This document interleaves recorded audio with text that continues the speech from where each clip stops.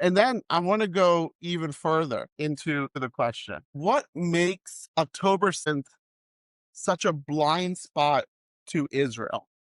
Why was Hamas actually successful in attacking Israel during that time? And this goes to the root of who's right and wrong.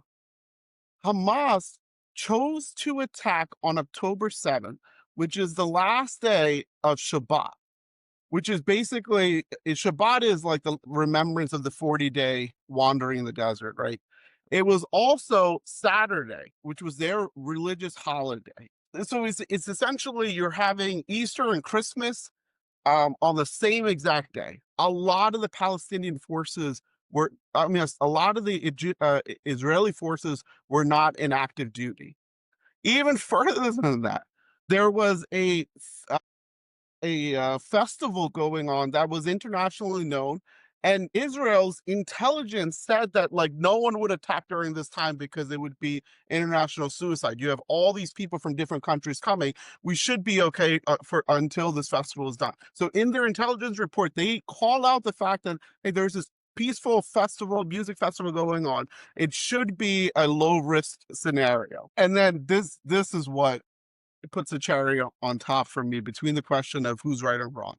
Hamas, for over a year, more than over a year before October 7th, projected themselves to have civilian cooperation in terms of peace. They made it look like they were much more willing to have peace in that area. They were more interested in ruling that area than they were to take out Israel.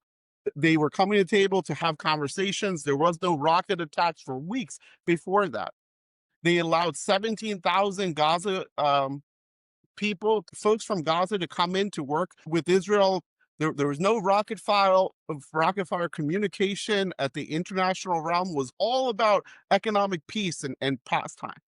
And that's when they also, in that year and leading up from 2007, they trained thousands of fighters to attack, to rape, to mutilate, specifically go into civilian neighborhoods and take hostages.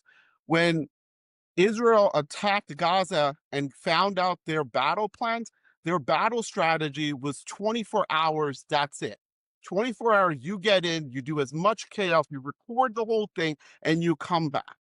So then you have to ask yourself the question, why you have to ask yourself the question, why did Hamas attack? You saw it in that video. The guy said it's 2 million people in a very small population that it's a prison, right? Why attack? Why did Hamas attack in such a way where it's a short attack, you record everything, and then you put it on the internet? What was the point of it?